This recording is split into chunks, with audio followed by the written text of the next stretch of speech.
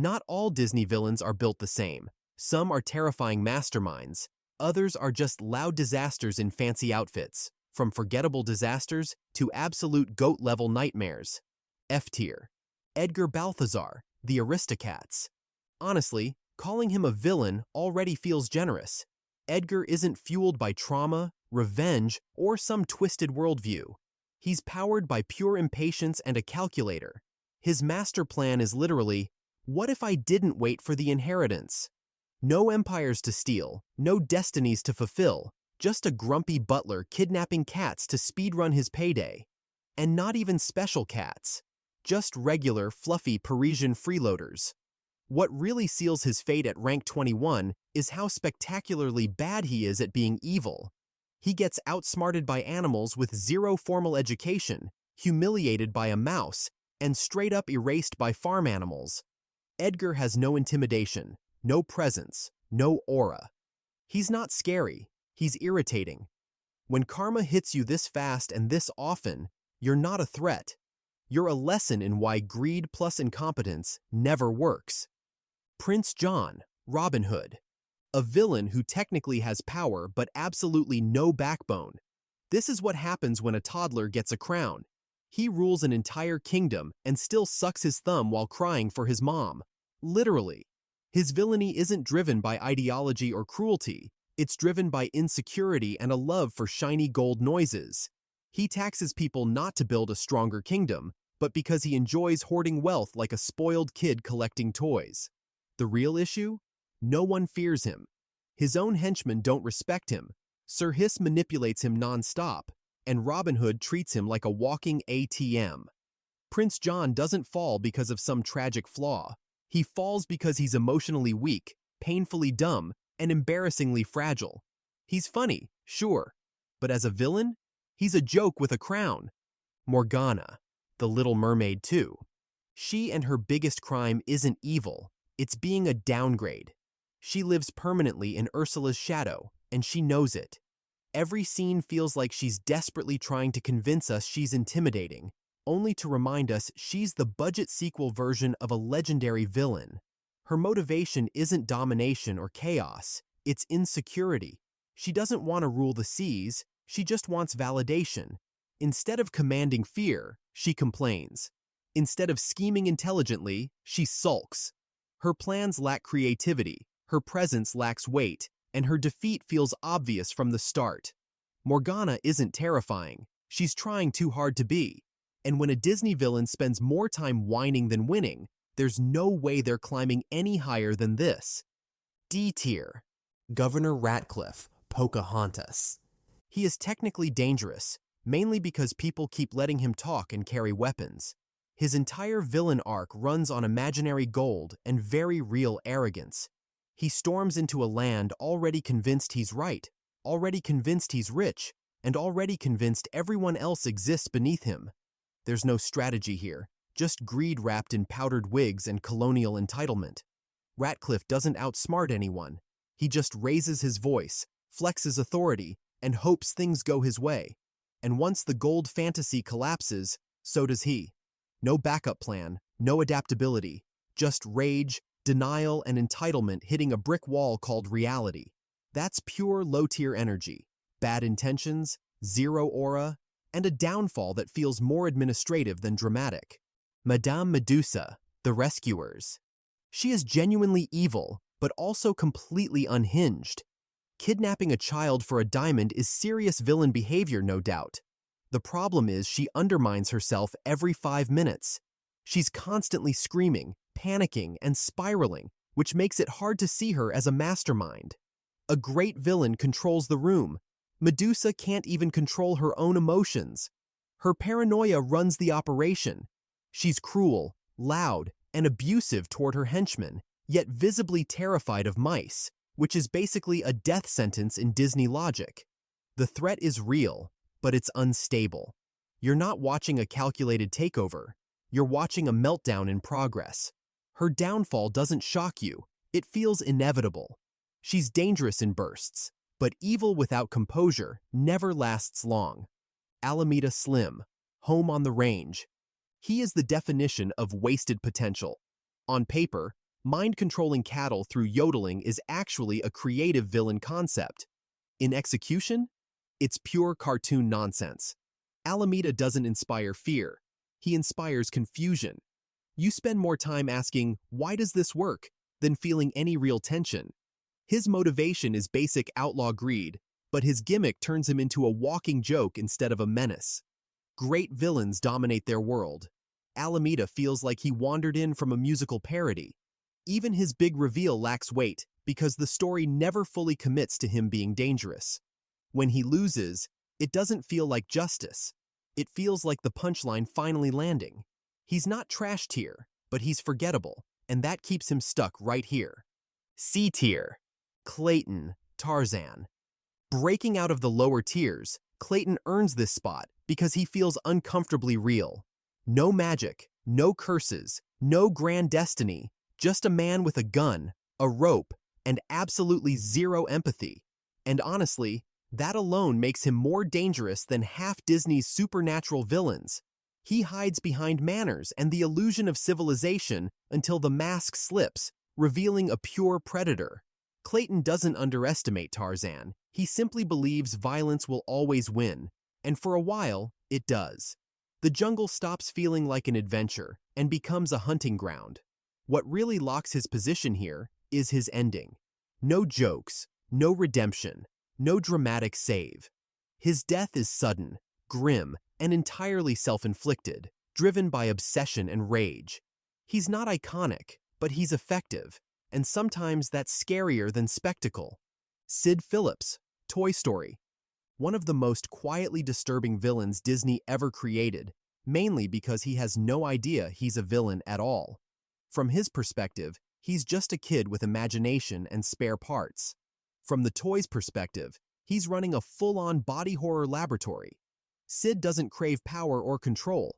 He wants entertainment, and that unpredictability makes him dangerous. He dismembers toys, rebuilds them into nightmares, and laughs without a hint of guilt. There's no malice in his intent, which somehow makes his actions worse. He isn't plotting, he's experimenting. And when he's finally confronted with the truth that his toys are alive, he collapses instantly. Sid isn't evil by design, but by ignorance, and that lands him firmly in this middle tier. Mor'du, brave. He built on tragedy, but tragedy alone doesn't make greatness. As a prince, his pride and hunger for power push him toward dark magic, transforming him into a monstrous bear. As a creature, though, he loses what made him compelling.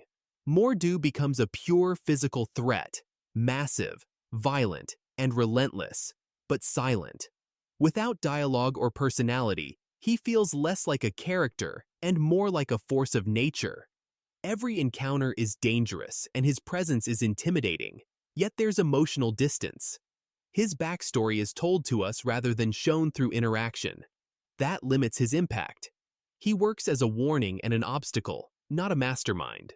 Strong, scary, symbolic, but not layered enough to climb higher. Captain Hook, Peter Pan. Captain's style carries him harder than skill ever does. And to be fair, his look is flawless. The coat, the hook, the mustache, the voice, all iconic. But once you look past the aesthetic, the cracks show fast. This is a pirate captain who spends most of his time getting psychologically cooked by a child who refuses to grow up. His real enemy isn't Peter Pan, it's his own paranoia. That crocodile didn't just take his hand, it took his peace of mind.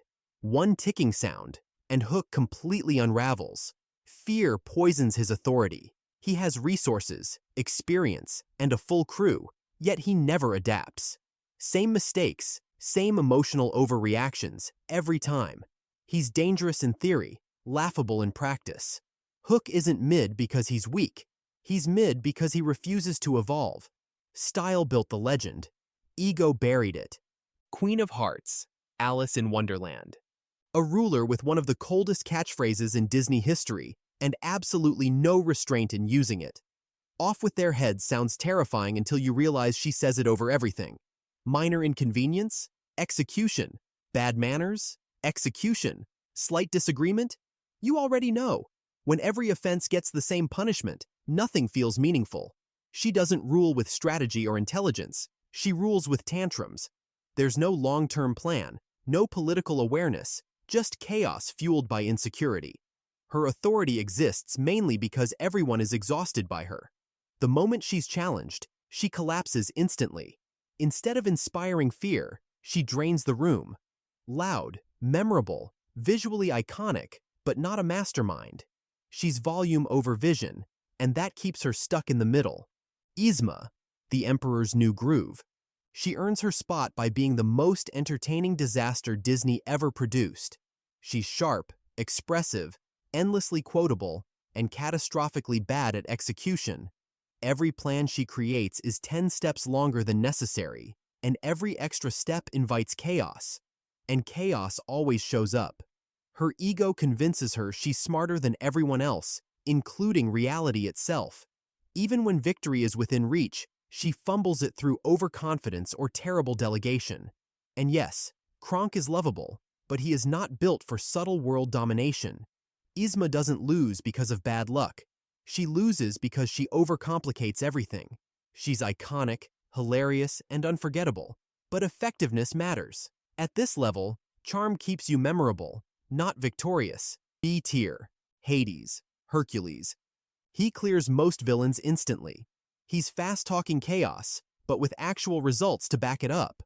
Unlike many comedic villains, Hades is efficient, strategic, and constantly adapting. He manipulates prophecy, builds alliances, and exploits Hercules' weaknesses perfectly. And it works. He releases the Titans, storms Olympus, and comes frighteningly close to winning the entire war. His humor doesn't weaken his threat, it hides it. While everyone underestimates him as the funny guy, he's running the most organized operation in the movie. What stops him isn't incompetence, but timing and a hero willing to sacrifice everything. Even then, Hades gets closer to total victory than most villains ever do.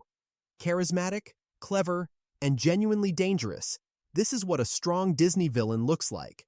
Mother Gothel, Tangled. She proves you don't need armies or curses to be terrifying, you just need control. Her villainy is slow, intimate, and painfully realistic. For 18 years, she gaslights Rapunzel into believing the outside world is lethal and that she alone is safety. Every compliment is conditional. Every insult is wrapped in concern. That psychological manipulation cuts deeper than any sword fight because it reshapes identity itself. Gothel's greatest strength is patience. She doesn't rush, doesn't rage, and rarely raises her voice. She knows exactly which emotional buttons to press and when. What pushes her into this tier is how believable she is. People like her exist. Her downfall doesn't come from flawed tactics, but from losing control when Rapunzel finally grows. She's not flashy, but she's insidious, and that makes her genuinely dangerous. Dr. Facilier, the Princess and the Frog. He radiates confidence, style, and menace from the moment he appears. The Shadow Man feels powerful because he is, not just magically, but socially. He understands leverage, desperation, and deals better than almost anyone on this list. Facilier doesn't force people, he tempts them, offering shortcuts to dreams they didn't earn. That's real villain energy. His shadow magic gives him flair, but his manipulation is what makes him effective. He nearly wins, and along the way, he does something most Disney villains never do. He causes a meaningful death. Ray's loss proves his darkness has weight and consequences. His downfall isn't weakness, it's arrogance, forgetting that the friends he relies on always collect their debt. At this level, villains get close. Facilier got too close and paid for it. A tier. Jafar, Aladdin. He is the textbook example of Disney villain evolution done right. He doesn't start as an all-powerful threat, he earns it. First, he manipulates the palace from the shadows, controlling the Sultan through fear and deception. Then he sets his sights higher, enslaving the genie and aiming for absolute domination over Agrabah. Every step is calculated, every word carefully chosen to twist trust and loyalty in his favor. His danger comes from intelligence and patience long before it comes from magic.